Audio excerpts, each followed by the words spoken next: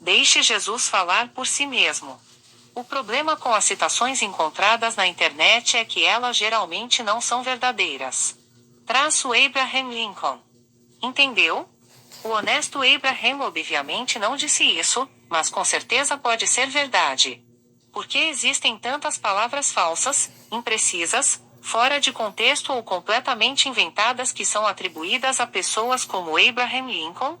Por um lado, ele é amplamente conhecido como sábio, confiável, bom e honesto.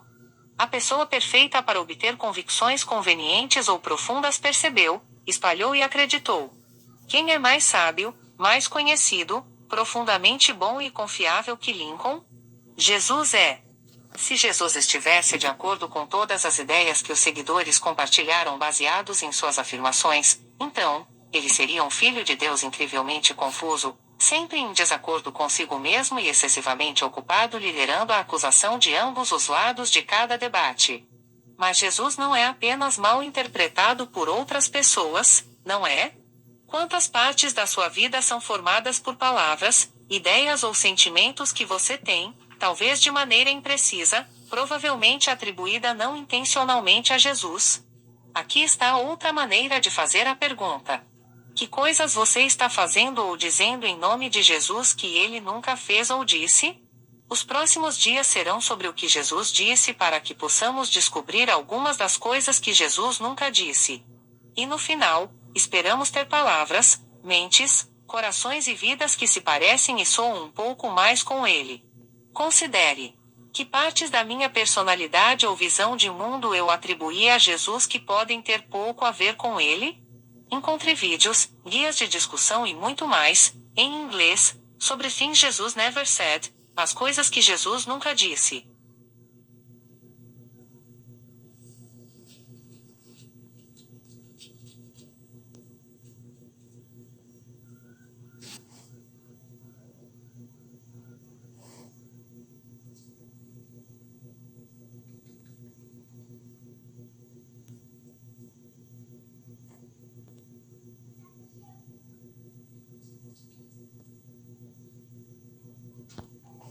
Bem-aventuranças.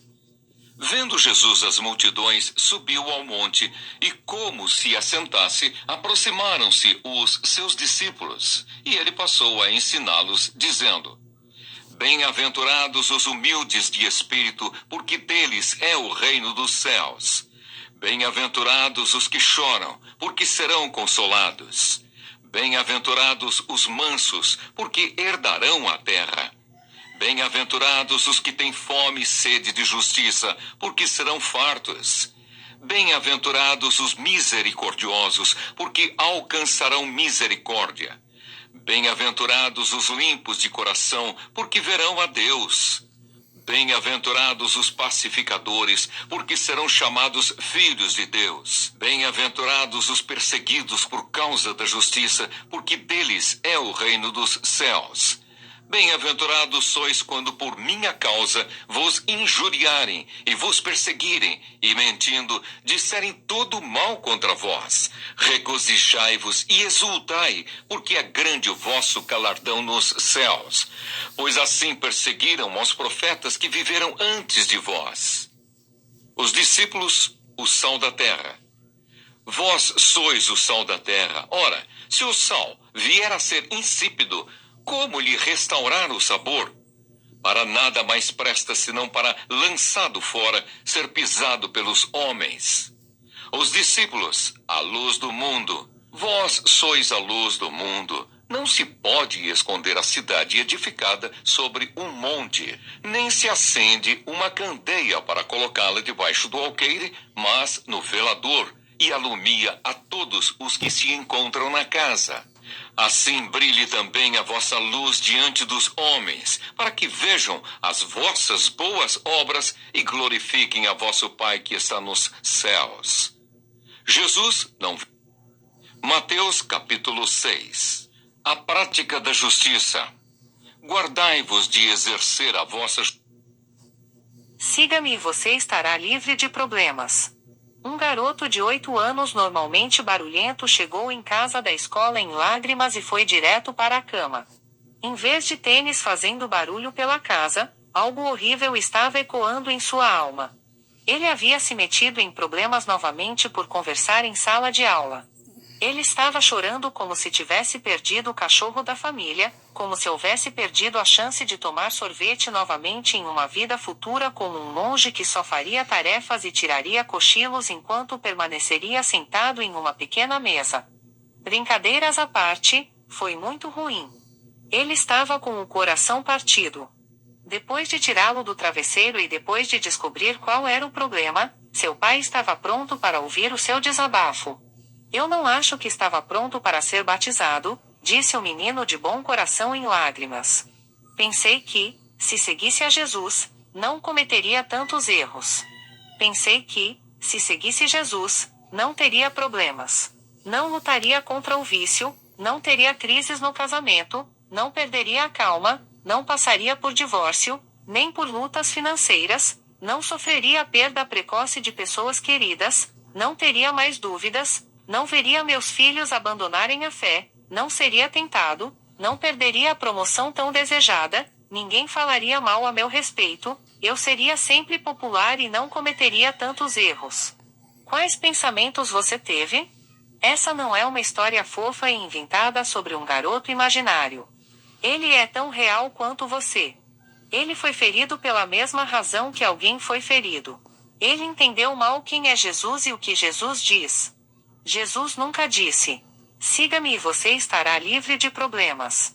Ele disse coisas como: siga-me e farei de você pescador de homens. Não perturbe seu coração, você experimentará problemas, mas eu venci o mundo. Negue a si mesmo, vou te dar um descanso verdadeiro, perca a sua vida por minha causa e você a encontrará. Essa é uma lista parafraseada, mas você pode ler as palavras de Jesus por si mesmo na leitura das Escrituras de hoje. Então, o pai olhou nos olhos do menino e disse: seguir a Jesus não significa que você nunca terá problemas, significa que você já está perdoado. Significa que Ele está com você agora e da próxima vez que precisar de ajuda para fazer a coisa certa. Isso significa que Ele te ama mesmo quando você comete um erro maior do que falar na aula. Jesus não nos convidou para uma vida fácil e sem problemas. Ele nos convida a dar tudo e ainda receber mais do que jamais poderíamos querer ou ganhar. Oré. Jesus, você vai me mostrar como eu lhe entendi mal? Perdoe-me por tentar buscar uma vida mais fácil em vez de buscar a sua presença e por tentar garantir minha perfeição em vez de aceitar a sua graça.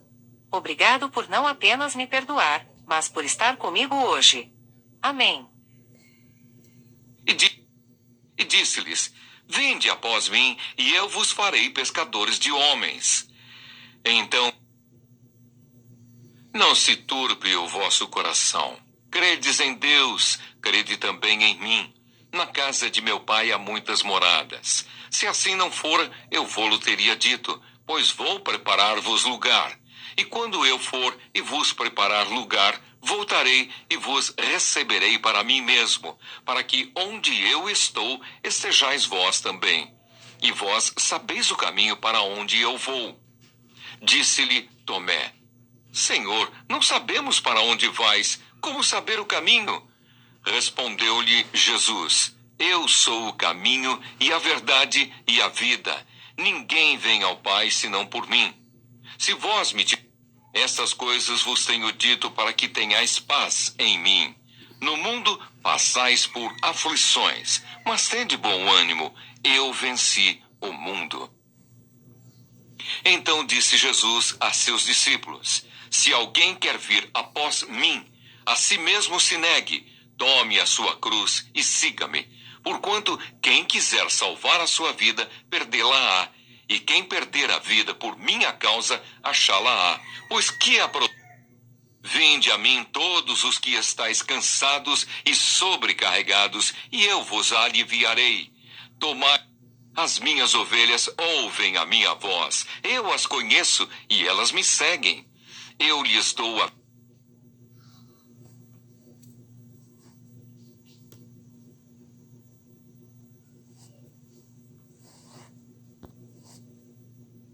Siga o seu caminho e faça o que deixa você feliz.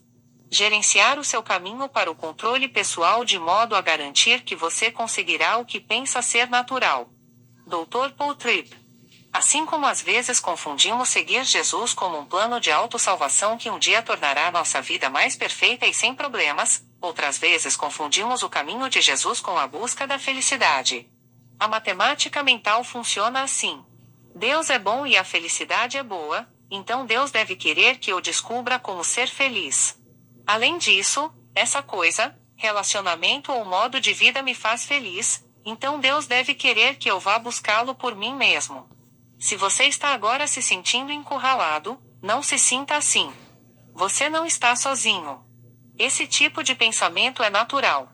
No plano bíblico Novo Ano, Novas Misericórdias, o Dr. Paul David Tripp relata: desejar que você seja mais soberano sobre pessoas, situações e locais do que jamais será é natural. É natural desejar o próprio caminho. É natural tentar organizar a vida para que você não sinta desconforto. É natural querer que Jesus, religião ou leitura da Bíblia façam sua vida funcionar. É natural procurar entretenimento, coisas ou substância para silenciar o barulho quando a religião não dá certo. É natural tentar fazer o que for preciso para ser feliz. É natural, mas está funcionando? Quando percebemos que, no final de cada tentativa humana de garantir a própria felicidade, há menos segurança e mais infelicidade, é quando finalmente podemos ver Jesus por quem ele realmente é. Jesus é suficiente. Jesus nunca disse: siga seu caminho e faça o que te faz feliz. Ele disse que ele é o caminho, a verdade e a vida. Ele disse que ninguém vem ao Pai, exceto por meio dele. Jesus é suficiente. Jesus nunca disse que você não pode ser feliz. Ele, no entanto, sugeriu que você não pode encontrar verdadeira alegria, profunda felicidade, verdadeira restauração ou perceber o amor eterno de nosso Pai Celestial sem passar por ele como se somente ele fosse suficiente. Porque Jesus é suficiente. Felizmente, Jesus o ama tanto que fica no caminho da busca pela felicidade. Ele entra no seu mundo e desiste da vida dele, para que você possa finalmente desistir de tentar descobrir o que o faz feliz. Para citar o Dr. Tripp, ele está resgatando você de pensar que você pode viver a vida que deveria viver, enquanto confia nos recursos inadequados de sua sabedoria, experiência, retidão e força. Isso não é natural. Isso é sobrenatural. É quem Jesus é suficiente. Considere: como tenho tentado organizar minha felicidade? Como minha vida ficaria diferente se eu vivesse como se Jesus bastasse? Jesus, o bom pastor. Em verdade vos digo, o que não entra pela porta no aprisco das ovelhas, mas sobe por outra parte, esse é ladrão e salteador. Aquele, porém, que entra pela porta, esse é o pastor das ovelhas. Para este o porteiro abre, as ovelhas ouvem a sua voz. Ele chama pelo nome as suas próprias ovelhas e as conduz para fora. Depois de fazer sair todas as que lhe pertencem, vai adiante delas, e elas o seguem, porque lhe reconhecem a voz. Mas de modo nenhum seguirão o estranho. Antes fugirão dele, porque não conhecem a voz dos estranhos. Jesus lhes propôs esta parábola, mas eles não compreenderam o sentido daquilo que lhes falava. Jesus, pois, lhes afirmou de novo: em verdade vos digo, eu sou a porta das ovelhas. Todos quantos vieram antes de mim são ladrões e salteadores, mas as ovelhas não lhes deram ouvido. Eu sou a porta. Se alguém entrar por mim, será salvo. Entrará e sairá e achará pastagem. O ladrão vem somente para roubar, matar e destruir. Eu vim para que tenham vida e a tenham em abundância. Eu sou o bom pastor. O bom pastor dá a vida pelas ovelhas. O mercenário que não é pastor, a quem não pertencem as ovelhas, vê vir o lobo, abandona as ovelhas e foge. Então o lobo as arrebata e dispersa. O mercenário foge, porque é mercenário, e não tem cuidado com as ovelhas. Eu sou o bom pastor. Conheço as minhas ovelhas e elas me conhecem a mim, assim como o Pai me conhece a mim e eu conheço o Pai. E dou a minha vida pelas ovelhas. Ainda tenho outras ovelhas, não deste aprisco. A mim me convém conduzi-las. Elas ouvirão a minha voz. Então haverá um rebanho e um pastor. Por isso o Pai me ama, porque eu dou a minha vida para a reassumir. Ninguém a tira de mim, pelo contrário, eu espontaneamente a dou. Tenho autoridade para a entregar e também para reavê-la. Este mandato recebi de meu Pai. O Santo de Deus, hino de Davi. Guarda-me, ó Deus, porque em ti me refugio. Digo ao Senhor, tu és o meu Senhor. Outro bem não possuo, senão a ti somente. Quanto aos santos que há na terra, são eles os notáveis, nos quais tenho todo o meu prazer. Muitas serão as penas dos que trocam o Senhor por outros deuses. Não oferecerei as suas libações de sangue, e os meus lábios não pronunciarão o seu nome. O Senhor é a porção da minha herança e o meu cálice. Tu és o arrimo da minha sorte. Caem-me as divisas em lugares amenos, é muito linda a minha herança. Bendigo o Senhor que me aconselha, pois até durante a noite o meu coração me ensina. O Senhor tenho-o sempre à minha presença, estando ele à minha direita, não serei abalado. Alegra-se, pois, o meu coração e o meu espírito exulta, até o meu corpo repousará seguro. Pois não deixarás a minha alma na morte, nem permitirás que o teu santo veja corrupção. Tu me farás ver os caminhos da vida, na tua presença a plenitude de alegria, na tua destra delícias perpetuamente. Respondeu-lhe Jesus: Eu sou o caminho e a verdade e a vida. Ninguém vem ao Pai senão por mim. Se vós me...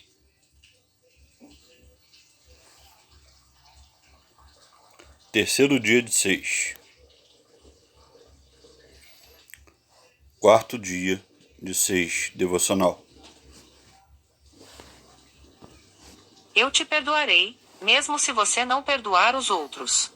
Algo que você deveria saber sobre as palavras de Jesus é que ele gastou muitas delas contando histórias. Ele escolheu compartilhar histórias por muitas razões, mas uma delas pode ter sido porque ele sabia que as histórias são cheias de personagens que podemos nos enxergar, personagens que podem nos convidar para a história que Deus está contando através das nossas vidas.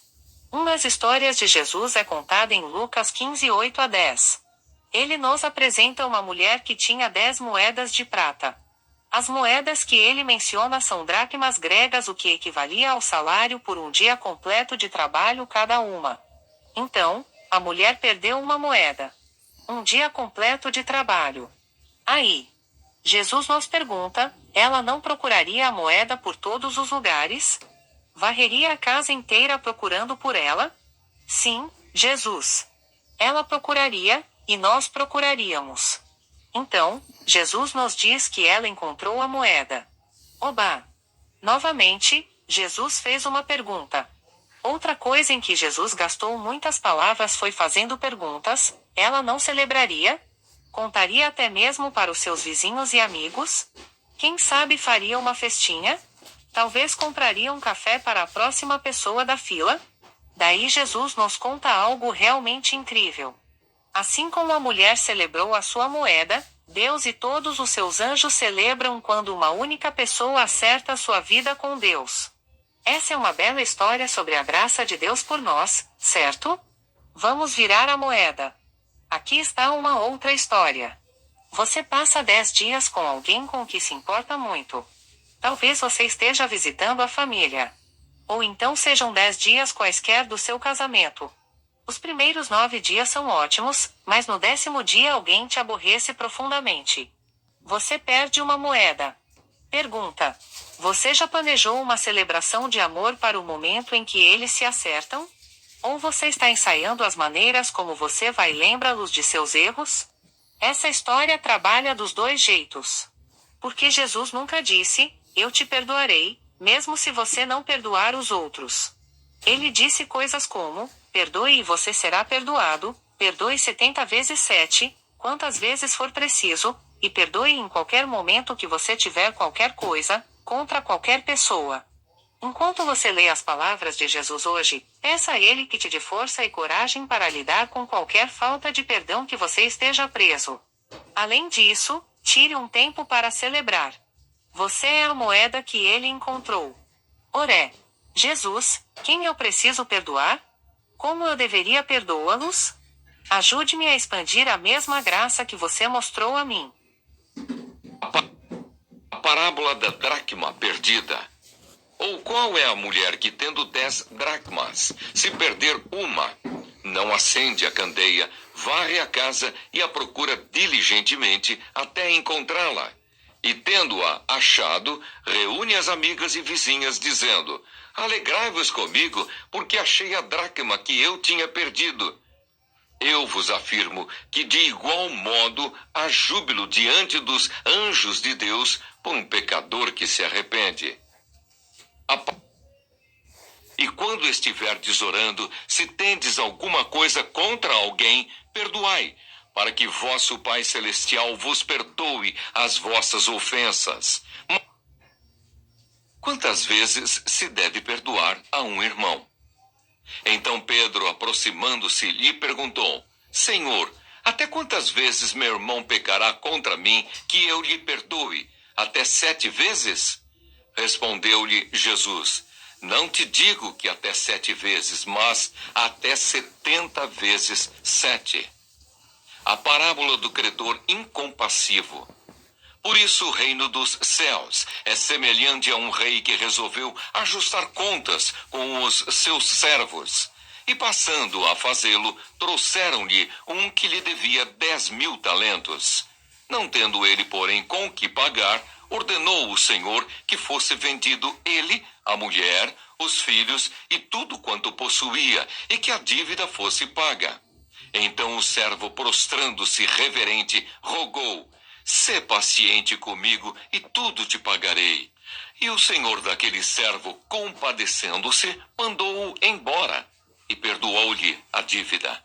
Saindo, porém, aquele servo encontrou um dos seus conservos que lhe devia 100 denários e, agarrando-o, o sufocava, dizendo: paga-me o que me deves. Então o seu conservo, caindo-lhe aos pés, lhe implorava: sê paciente comigo e te pagarei. Ele, entretanto, não quis. Antes, indo-se, o lançou na prisão, até que saldasse a dívida. Vendo os seus companheiros o que se havia passado, entristeceram-se muito e foram relatar ao seu senhor tudo que acontecera. Então o seu senhor, chamando-o, lhe disse: servo malvado, perdoei-te aquela dívida toda, porque me suplicaste. Não devias tu igualmente compadecer-te do teu conservo, como também eu me compadeci de ti? E, indignando-se, o seu senhor o entregou aos verdugos até que lhe pagasse toda a dívida. Assim também meu Pai Celeste vos fará, se do íntimo não perdoardes cada um a seu irmão. Vingança. Digo-vos, porém, a vós outros que me ouvis: amai os vossos inimigos, fazei o bem aos que vos odeiam, bendizei aos que vos maldizem, orai pelos que vos caluniam. Ao que te bate numa face, oferece-lhe também a outra, e ao que tirar a tua capa, deixa-o levar também a túnica. Dá a todo o que te pede, e se alguém levar o que é teu, não entres em demanda. Como quereis que os homens vos façam, assim fazei-o vós também a eles. Do amor ao próximo. Se amais os que vos amam, qual é a vossa recompensa? Porque até os pecadores amam aos que os amam. Se fizerdes o bem aos que vos fazem o bem, qual é a vossa recompensa? Até os pecadores fazem isso. E se emprestais àqueles de quem esperais receber, qual é a vossa recompensa?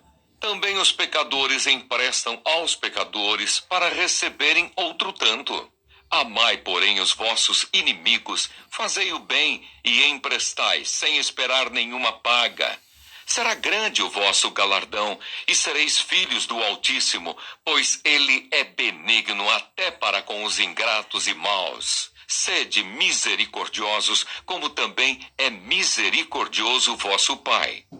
O juízo temerário é proibido. Não julgueis e não sereis julgados. Não condeneis e não sereis condenados. Perdoai e sereis perdoados. Dai.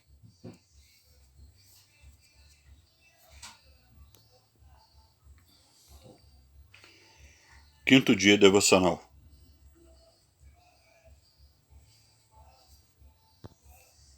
Você recebe o que merece. A salvação é Deus fazendo por nós o que não podemos fazer por nós mesmos. Eugene Peterson. A vida é cheia de transações. Nós vamos trabalhar e somos pagos. Entregamos parte desse pagamento para obter nosso café favorito, almoço ou uma carona para o trabalho. Um fazendeiro planta e obtém uma colheita. Uma criança desobedece e fica de castigo. Um aluno trabalha duro, ou não, e recebe uma nota boa. Não é de admirar que facilmente acreditemos que todos temos o que merecemos. Mas existem muitos furos nesse pensamento. Você provavelmente já se perguntou: um bebê com fome merece nascer em uma região do mundo na qual falta alimentos? Não, eles não merecem isso. E há muito mais em jogo nesta maneira de pensar. Você entende o que está vindo para você do que status socioeconômico. Alguém merece Jesus? Nós podemos dizer um amém quando lemos uma citação como: a salvação é Deus fazendo por nós o que não podemos fazer por nós mesmos, mas os níveis de estresse, conversas egoístas e as últimas tentativas de aperfeiçoamento espiritual acreditam nisso? De todas as coisas boas da sua vida, alguma delas é digna de um ser humano inocente, perfeito e humano, muito menos do Filho de Deus, sofrendo uma morte dolorosa para que você possa viver uma vida plena e livre aqui e na eternidade? Se você tivesse um comportamento perfeito, uma generosidade incrível e uma bondade incessante a partir de hoje, pelo resto da vida, você teria conquistado o que Jesus fez por você? Você pode dar um suspiro de alívio. Jesus nunca disse: você tem o que merece. Jesus disse coisas como: seus pecados estão perdoados, vá e deixe sua vida de pecado, perdoe-os porque eles não sabem o que fazem e, enquanto ele pendia na cruz, disse a um criminoso arrependido: em verdade vos digo, hoje você estará comigo no paraíso. O criminoso percebeu quem Jesus era e o que Jesus estava fazendo por ele, pois ambos estavam morrendo, pregados em uma cruz. O criminoso não teve chance de descer e começar a ler a Bíblia todos os dias, se envolver em uma igreja, servir a comunidade ou aparecer a tempo para as reuniões de recuperação. Não, ele não teve chance de ganhar o que estava pedindo a Jesus, o que Jesus livremente deu a ele. Como criminoso, não temos chance de obter graça ou aceitação de Deus, mas temos toda a chance de mostrar a Ele nosso amor, generosidade e obediência. Não como pagamento, mas como adoração. E não seguir a Jesus como uma forma de adoração não faz muito mais sentido do que adicioná-lo a mais uma transação em nosso dia? Considere: qual parte da minha vida e fé que ainda é uma tentativa fracassada de retribuir a Jesus? Como seria viver como uma resposta de adoração à graça inestimável que eu nunca poderia ganhar? Pecadora que ungiu os pés de Jesus. Convidou-o um dos fariseus para que fosse jantar com ele. Jesus, entrando na casa do fariseu, tomou lugar à mesa.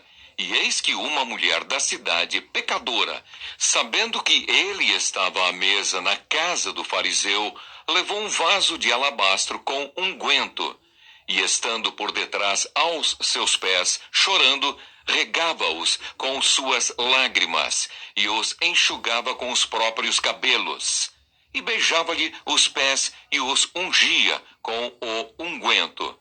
Ao ver isto, o fariseu que o convidara disse consigo mesmo: se este fora profeta, bem saberia quem e qual é a mulher que lhe tocou, porque é pecadora. Dirigiu-se Jesus ao fariseu e lhe disse: Simão, uma coisa tenho a dizer-te. Ele respondeu: dize-a, mestre. Certo credor tinha 2 devedores. Um lhe devia 500 denários e o outro 50. Não tendo nenhum dos 2 com que pagar, perdoou-lhes a ambos. Qual deles, portanto, o amará mais? Respondeu-lhe Simão: suponho que aquele a quem mais perdoou. Replicou-lhe: julgaste bem. E voltando-se para a mulher, disse a Simão: vês esta mulher? Entrei em tua casa e não me deste água para os pés. Esta, porém, regou os meus pés com lágrimas e os enxugou com os seus cabelos. Não me deste ósculo. Ela, entretanto, desde que entrei, não cessa de me beijar os pés. Não me ungiste a cabeça com óleo, mas esta, com bálsamo, ungiu os meus pés. Por isso te digo: perdoados lhe são os seus muitos pecados, porque ela muito amou. Mas aquele a quem pouco se perdoa, pouco ama. Então disse a mulher: perdoados são os teus pecados. Os que estavam com ele à mesa começaram a dizer entre si: quem é esse que até perdoa pecados? Mas Jesus disse à mulher: a tua fé te salvou. Vai-te em paz. A mulher adúltera. Jesus, entretanto, foi para o Monte das Oliveiras. De madrugada, voltou novamente para o templo, e todo o povo ia ter com ele. E, assentado, os ensinava. Os escribas e fariseus trouxeram à sua presença uma mulher surpreendida em adultério, e, fazendo-a ficar de pé no meio de todos, disseram a Jesus: Mestre, esta mulher foi apanhada em flagrante adultério. E na lei nos mandou Moisés que tais mulheres sejam apedrejadas. Tu, pois, que dizes? Isto diziam eles, tentando-o, para terem de que o acusar. Mas Jesus, inclinando-se, escrevia na terra com o dedo. Como insistissem na pergunta, Jesus se levantou e lhes disse: aquele que dentre vós estiver sem pecado, seja o primeiro que lhe atire pedra. E, tornando a inclinar-se, continuou a escrever no chão. Mas, ouvindo eles esta resposta e acusados pela própria consciência, foram se retirando um por um, a começar pelos mais velhos até aos últimos, ficando só Jesus e a mulher no meio onde estava. Erguendo-se Jesus e não vendo a ninguém mais além da mulher, perguntou-lhe: mulher, onde estão aqueles teus acusadores? Ninguém te condenou? Respondeu ela: ninguém, Senhor. Então lhe disse Jesus: nem eu tampouco te condeno. Vai, e não peques mais. Jesus, à luz do mundo, Simão leva a cruz de Jesus. E como o conduzissem, constrangendo um sirineu chamado Simão, que vinha do campo, puseram-lhe a cruz sobre os ombros para que a levasse após Jesus. Jesus rumo ao Calvário. Seguia-o numerosa multidão de povo e também mulheres que batiam no peito e o lamentavam. Porém Jesus, voltando-se para elas, disse: filhas de Jerusalém, não choreis por mim, chorai antes por vós mesmas e por vossos filhos, porque dias virão em que se dirá: bem-aventuradas as estéreis, que não geraram nem amamentaram. Nesses dias dirão aos montes: caí sobre nós, e aos outeiros: cobri-nos. Porque se em lenho verde fazem isto, que será no lenho seco? E também eram levados outros 2, que eram malfeitores, para serem executados com ele. A crucificação. Quando chegaram ao lugar chamado Calvário, ali o crucificaram, bem como aos malfeitores, um à direita, outro à esquerda. Contudo, Jesus dizia: Pai, perdoa-lhes, porque não sabem o que fazem. Então, repartindo as vestes dele, lançaram sortes. O povo estava ali e a tudo observava. Também as autoridades zombavam e diziam: salvou os outros, a si mesmo se salve, se é de fato Cristo de Deus, o escolhido. Igualmente, os soldados o escarneciam e, aproximando-se, trouxeram-lhe vinagre, dizendo: se tu és o rei dos judeus, salva-te a ti mesmo. Também sobre ele estava esta epígrafe, em letras gregas, romanas e hebraicas: este é o rei dos judeus. Os dois malfeitores. Um dos malfeitores crucificados blasfemava contra ele, dizendo: não és tu o Cristo? Salva-te a ti mesmo e a nós também. Respondendo-lhe, porém, o outro, repreendeu-o, dizendo: nem ao menos temes a Deus, estando sob igual sentença? Nós, na verdade, com justiça, porque recebemos o castigo que os nossos atos merecem, mas este nenhum mal fez. E acrescentou: Jesus, lembra-te de mim quando vieres no teu reino. Jesus lhe respondeu: em verdade te digo que hoje estarás comigo no paraíso. A morte. Se com a tua boca confessares Jesus como Senhor e em teu coração creres que Deus o ressuscitou dentre os mortos, serás salvo. Porque com o coração se crê para a justiça e com a boca se confessa a respeito da salvação. Porquanto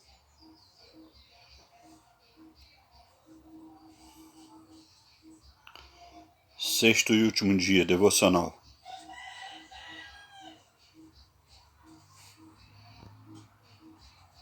Você chegou. Você se lembra do momento em que entregou sua vida a seguir Jesus? Você levantou a mão em uma igreja, teve um momento sozinho ou talvez um amigo ou membro da família o tenha conduzido em uma oração? O garoto de 8 anos que você leu no segundo dia estava na igreja com o pai ouvindo uma mensagem de Natal. Onde você estava? Onde quer que você estivesse, provavelmente não ficaria lá, pelo menos, não para sempre. O menino não está ainda na igreja no Natal.